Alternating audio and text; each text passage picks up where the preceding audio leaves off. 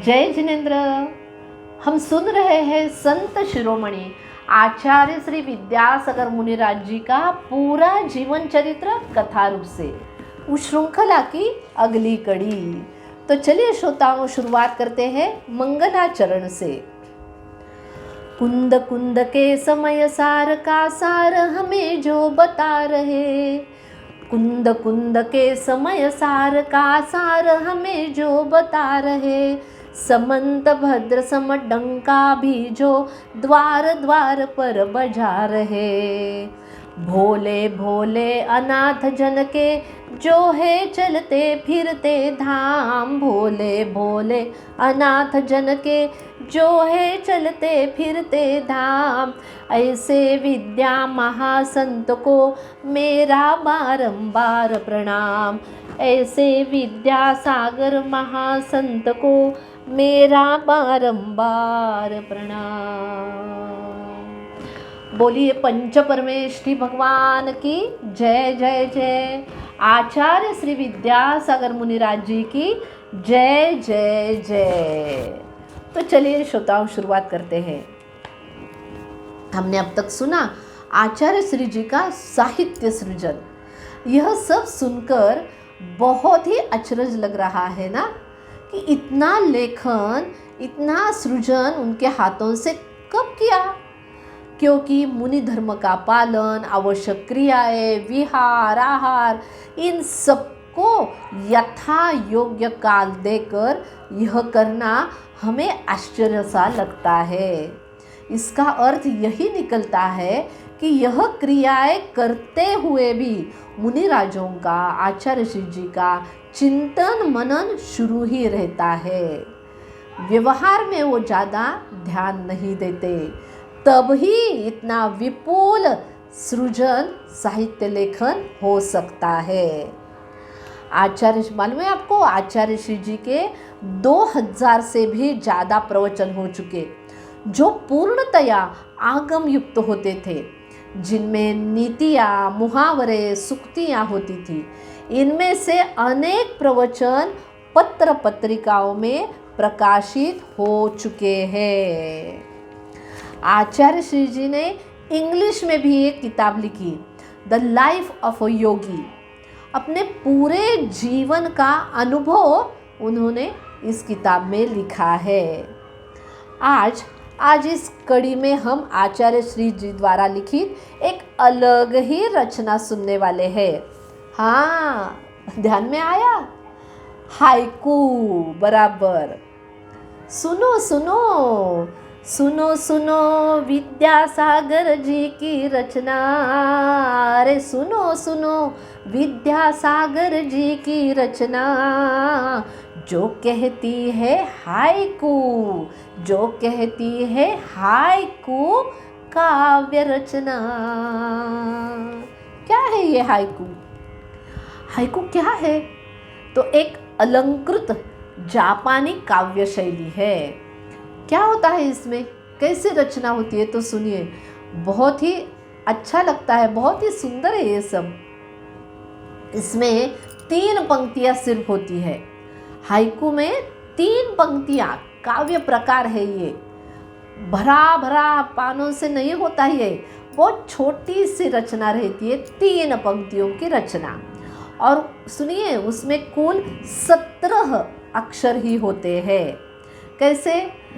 पहले पंक्ति में 5, दूसरे में 7 और तीसरे में 5। यही क्रम रहना चाहिए। इस क्रम से हाइकू लिखी जाती है, यह कविता लिखी जाती है। यह कविता क्या है? ये संक्षिप्तता, प्रकृति और अचानक मिली अंतर्दृष्टि पर केंद्रित होती है। क्या है इस सब का मतलब? तो सुनो। मतलब इसके विषय प्रकृति, ऋतु, जीवन के किसी छोटे अचानक प्रकट होने वाले क्षणों पर केंद्रित किए जाते हैं। हाइकू का अर्थ है असामान्य या आश्चर्यजनक कविता। इसकी लिखने की शैली भी अनोखी होती है। यह रूपक, उपमाओं से बचते हुए मुख्य विषय और विरोधाभास इस पर जोर देती है। इसमें रूपक उपमा ऐसा कुछ नहीं होता, सिर्फ मुख्य विषय और उसका जो विरोधी विषय है इनकी रचना होती है।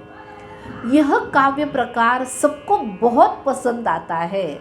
मराठी भी में है या ये हिंदी में तो है ही है, क्योंकि इसकी शैली की सरलता युवा और वृद्ध कवियों को समान स्तर पर रखती है। कितना अच्छा लिखा है देखो, इसकी जो सरलता है ना वो युवा और वृद्ध कवियों को समान स्तर पर रखती है और इससे बातचीत और सहयोग करना आसान होता है। ऐसे कहा जाता है कि हाइकू हमें एक स्वस्थ क्रमिक आनंद प्रदान करते हैं, क्योंकि यह कविताएं हमारे मन, हमारी दुनिया, हमारे जीवन का अर्थ दिखलाती है। यह तो एक अव्यक्त ऐसी काव्य शैली है जिसका अर्थ हमें लगाना पड़ता है, वो भी अपने चिंतन से। इस हाइकू में कवि क्या बताना चाहता है ये पढ़कर हमें सोचना है, हमें चिंतन करना है। तो ये चिंतन हर एक का अलग अलग हो जाएगा। कवि ने अपने चिंतन से लिखा हुआ जो हाइकू है उनका चिंतन अलग और वो पढ़कर हमारा चिंतन अलग हो जाता है। अब देखते हैं कि यह काव्य प्रकार आचार्य ऋषि ने कब लिखना शुरू किया। तो 1996 में गिरनार जी, तारंगा जी की यात्रा के दौरान उन्होंने हाइकू लिखना प्रारंभ किया, जिसे हम कहेंगे गागर में सागर। उन्होंने अब तक 700 से भी ज़्यादा हाइकू लिखे हैं। अनेक मुनिराज जैसे मुनि वीर्य सागर जी महाराज, परम पूज्य संधान सागर जी महाराज, ऐसे अनेक महाराज जी इन पर संशोधन कर रहे हैं। चलो आचार्य श्री द्वारा लिखित पहला हाइकू सुनते हैं। 1996 में लिखा था। देखिए बहुत अच्छी तरह से सुनना होगा आपको। 4 दिशाओं में सूर्य उगे की 10 दिशाएं खुश हुई सब। इतना छोटा रहता है, इतनी छोटी सी कविता है। आचार्य श्री जी ने अनुभव किया कि यह क्रम शब्दों में बहुत गहरे अर्थ व्यक्त करने वाला एक काव्य प्रकार है। तो हम कुछ हाइकू सुनते हैं, हाँ, और उसका अर्थ भी सुनेंगे। हम कुछ हाइकू अब एक एक करके मैं सुनाऊंगी और अर्थ भी बताऊंगी। पहला सुनते हैं। उड़ना भूली, उड़ना भूली सोने की चिड़िया तू, उड़ना भूली सोने की चिड़िया तू, उठ उड़ जा। बस इतना ही हाइकू है। कितना सुंदर है ना हाइकू। यह क्या बताता है? आज का इंसान अपनी शक्ति को पहचान नहीं रहा है, कारण अपने भीतर के विश्वास को वो खो बैठा है। इस हाइकू का अर्थ हम ऐसे भी लगा सकते हैं, ये तो उसका ओरिजिनल अर्थ है, लेकिन हम अपने चिंतन से, मैंने अपने चिंतन से क्या लिखा सुनिए आप। देखिए, हमारा भारत देश पहले तो सोने का खजाना ही था, पर अंग्रेजों जैसे परकीय लोगों के कारण हम अपना पूरा वैभव खो बैठे। अब गुरुदेव हमें बता रहे हैं कि फिर से, हे भारतवासी, तू उठ जा, तू भूला है सब कुछ, पर अपने पुरुषार्थ से फिर वो वैभव प्राप्त कर सकता है। सिर्फ जागने की जरूरत है ना। बराबर ये मेरा चिंतन, क्योंकि क्या है हाइकू?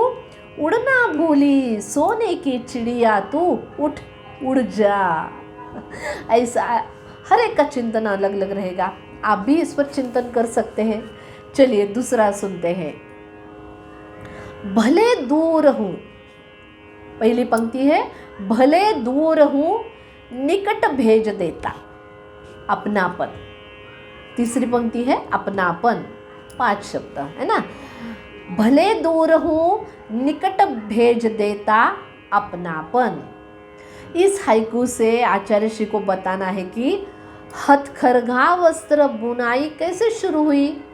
जैसे जेल के जो कैदी है वे इन वस्त्रों को बुनकर अपना जीवन सुधार रहे हैं। आचार्य श्री तो उन्हें दूर रहकर ही आशीर्वाद दे रहे हैं। और वस्त्रों का नाम क्या रखा जा रहा है? अपनापन। मालूम ही होगा आपको, कैदियों ने जब हथकरघा का वस्त्र बुनना शुरू किया, पूरा परिवर्तन आ गया उनकी जिंदगी में। तो ऐसा अपनापन किसने सिखाया? परम पूज्य आचार्य श्री जी ने। सुनिए तीसरा हाइकू। परिचित भी अपरिचित लगे स्वस्थ ज्ञान को। समझ में आया? परिचित भी अपरिचित लगे स्वस्थ ज्ञान को। क्या है इसका अर्थ? आत्मा में लीन जब एक साधक ध्यानस्थ रहता है तो अपने आत्मरस में वो निमग्न हो जाता है, तो उसकी वितराग अवस्था प्राप्त हो जाती है। अपने पराये राग द्वेष संसार प्रपंच जो भी अभी तक उसके परिचित थे ना, वो कैसे हो जाते हैं? अब अपरिचित हो जाते हैं और वो अपने ध्यान में निमग्न हो जाता है। परिचित अपरिचित उसके लिए एक जैसा हो जाता है। कितना अच्छा है ना ये हाइकू, मुझे बहुत पसंद आया। परिचित भी अपरिचित भी स्वस्थ ज्ञान को। अब चौथा सुनिए, हमारे लिए है ये। कौन सा? 9 मास उल्टा लटका आज तप कष्ट करे क्यों। समझ में आया? 9 मास उल्टा लटका आज तप कष्ट करे क्यों। आचार्य श्री कह रहे हैं, बाजीवा तू जन्म लेने से पहले 9 माह तक माँ की गोद में उल्टा लटक कर रहा था, जहाँ कुछ भी समझ में नहीं आ रहा था, ना ठंडा न गरम, ना सुगंध ना दुर्गंध। इतना कष्ट उठाकर तू जन्मा है बाजीवा। और अब जब इस जन्म का सार्थक करना है, कैसे? तब ध्यान उपवास वगैरह करके, तब इन कार्य करने में तुझे कष्ट लग रहे हैं। कैसा होगा तेरा भला? आचार्य श्री बोल रहे हैं हमें। कितना अर्थपूर्ण ये हाइकू है।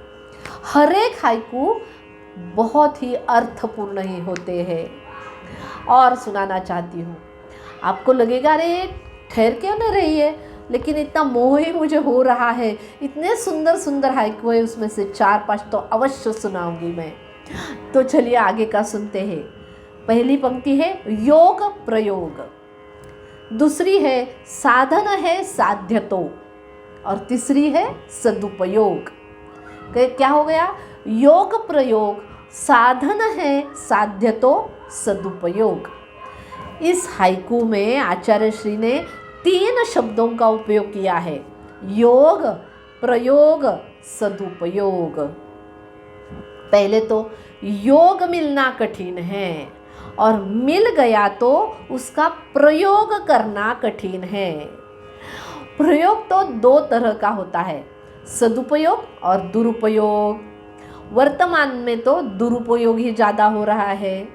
आचार्य श्री कह रहे हैं जो योग और प्रयोग है ना, वे साधन है, साध्य नहीं। फिर साध्य कब बनेगा? जब हम उसका सदुपयोग करेंगे। जैसे शरीर योग से मिला है, हम इसका प्रयोग सही दिशा में करेंगे तो साध्य होगा और हमें आत्म तत्व की प्राप्ति हो जाएगी। और एक अतिशय अर्थपूर्ण हाइकू। पहली पंक्ति है जोड़ो ना जोड़ो, जोड़ो ना जोड़ो। दूसरी है जोड़ा छोड़ो, और तीसरी है जोड़ो तो बेजोड़ जोड़ो। क्या अर्थ है? यहाँ आचार्य श्री हमें मोक्ष मार्ग पर चलने का उपदेश दे रहे हैं। मोक्ष मार्ग पर चलते समय हमें क्या करना चाहिए? तो अज्ञान दशा में हम बहुत खूब जोड़ते रहते हैं, चाहे वो चेतन हो या अचेतन हो। अब चेतन को छोड़ रहा है तो अचेतन को भी छोड़ दो। इसलिए आचार्य श्री कह रहे हैं, जोड़ो ना जोड़ो, जोड़ा छोड़ो, जोड़ो तो बेजोड़ जोड़ो। अगर बेजोड़ जोड़ोगे ना तो ही आत्मा से जुड़ जाओगे और मोक्ष प्राप्त कर सकोगे। श्रोताओ, अब कितना सुनाऊं, है ना। काल की भी मर्यादा है अपनी। हमने आचार्य श्री का पूरा सृजन साहित्य सुन लिया। पूरी मुनि अवस्था में अपने चिंतन, मनन, अध्ययन, इससे उन्होंने बेजोड़ साहित्य हमें सुपुर्द किया है। तो अब हमारा श्रावक का क्या कर्तव्य है? तो यह साहित्य हमें पढ़ना चाहिए और उसका चिंतन करके अपना आत्म कल्याण करना चाहिए, है ना। तो आप अवश्य सुनिए, ऐसे हाइकू भी पढ़िए, उन पर चिंतन मनन कीजिए। चलिए मिलते हैं अगली कड़ी में। तब तक आप सबको सप्रेम जय जिनेंद्र। सब जीवों के प्रति क्षमा भाव, मंगल भावना। जय जिनेंद्र।